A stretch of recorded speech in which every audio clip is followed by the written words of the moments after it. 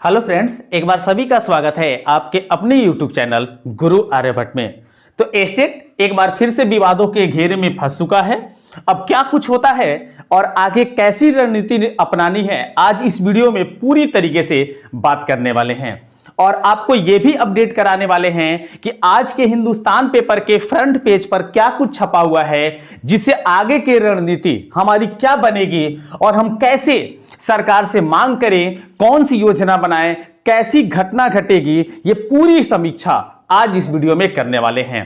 तो वीडियो को अंत तक देखें ताकि आप प्रत्येक पॉइंट को अच्छे से समझ सकें और एसटीटी की जो घटना नॉट इन मेरिट लिस्ट और मेरिट लिस्ट के बीच आके फंस गई है, उसे सुलझाने में हम समर्थ हो सकें। आज हिंदुस्तान पेपर में क्या कुछ छपा हुआ है, पहले इसको देखते हैं और समीक्षा पर विचार करते हैं। आज हिंदुस्तान पेपर में क्या कुछ छपा हुआ है, उसके प्रत्येक एक बिंदु पर हम लोग आज बात करेंगे और समझने का प्रयास करेंगे कि क्या एसटीटी केस फंसते जा रहा है या कुछ और घटना घटती है। सबसे पहले आइए देखते हैं यहां पर बयान जो शिक्षा मंत्री विजय कुमार चौधरी के द्वारा दिया गया है, उस बयान को समझने का प्रयास करते हैं।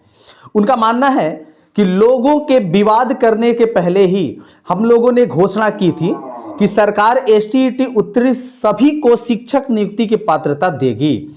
आज इसकी अधिसूचना जारी हो चुकी है। एसटीईटी पात्रता परीक्षा थी, किसी को घबराने की जरूरत नहीं है। नियुक्ति के लिए नियोजन इकाई द्वारा जो मेधा सूची बनेगी वही नियुक्ति होने का आधार है। व्यवहारिक दृष्टि से मेरिट लिस्ट और नॉन मेरिट लिस्ट अर्थहीन है।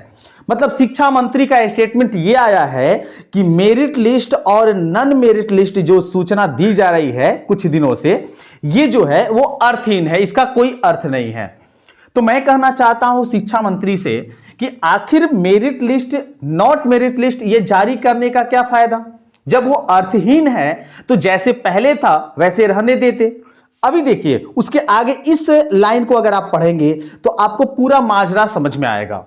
इस लाइन को पढ़िए, रिजल्ट ने नॉट इन मेरिट हटाने का आदेश मौन, अर्थात रिजल्ट से नॉन इन मेरिट लिस्ट जो था उसको हटाने पर अभी भी मौन रखी गई है। मतलब इस पर कोई शब्द नहीं बोला जा रहा है कि नॉन मेरिट जो है वो हटाया जाएगा या नहीं हटाया जाएगा। उसकी विशेष सूचना आपको इस लाइन से पता चल जाएगी। इसको पूरा पढ़ेंगे तो आप समझ जाएंगे पूरा माजरा क्या है। यहां लिखा हुआ है कि 21 जून को बिहार बोर्ड ने एसटीईटी 2019 का रिजल्ट जारी किया। यहां तक तो सही है। 2 श्रेणियों में रिजल्ट घोषित हुआ। शनिवार को विभाग ने शिक्षक नियुक्ति के लिए 2 श्रेणियों को समान रूप से पात्र को करार दिया, लेकिन नॉट इन मेरिट लिस्ट को हटाने को लेकर अभी भी मौन है। यहीं पर पूरा माजरा क्लियर होता है कि नॉन इन मेरिट लिस्ट जो है उस पर हटाने के लिए अभी सरकार पूरी तरीके से मौन है। और क्या कुछ छपा हुआ है इसको समझने का प्रयास करते हैं और इससे ये हमें स्पष्ट होता है, इस लाइन को पढ़ने से ये स्पष्ट होता है कि इसमें अभी भी मेरिट लिस्ट वाले और नॉन मेरिट लिस्ट वाले जो भी कैंडिडेट हैं वो अभी बुरी तरीके से फंसते जा रहे हैं। अब कहीं एक नई चीज जा रही है कि 2011 में जो लोग पात्र थे, जो एसटीटी परीक्षा या बीएसटीटी परीक्षा जो उत्तीर्ण हो चुके थे, उनको अब शामिल करने की बात की जा रही है। इस लाइन को पढ़ेंगे तो यह चीज आपको समझ में आएगा। समीक्षा के लिए 22 को बनी थी कमेटी।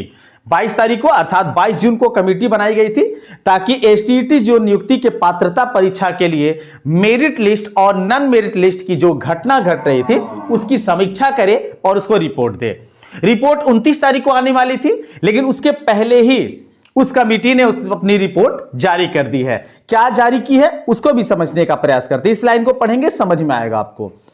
गौरतलब है कि शिक्षा विभाग ने एसटीईटी 2011 के अभ्यर्थी जिनके एसटीईटी प्रमाण पत्र की अनुमान्यता 7वें चरण और आगे के लिए नहीं रह गई है और एसटीईटी 2019 में उत्तीर्ण जो qualified but not in merit list में है की पात्रता के संबंध में समीक्षा के लिए 22 जून को एक कमेटी की गठन की थी। शिक्षा सचिव की अध्यक्षता में गठित इस कमेटी में प्राथमिक शिक्षा निदेशक, माध्यमिक के उप उप निदेशक अमित कुमार और बिहार बोर्ड के परीक्षा नियंत्रक शामिल थे। चलिए, सारे लोग शामिल थे। क्या हुआ आगे पता चलता है आगे लाइन में। कमेटी ने 24 घंटे में ही अपने अनुशंसा विभाग को दे दी है।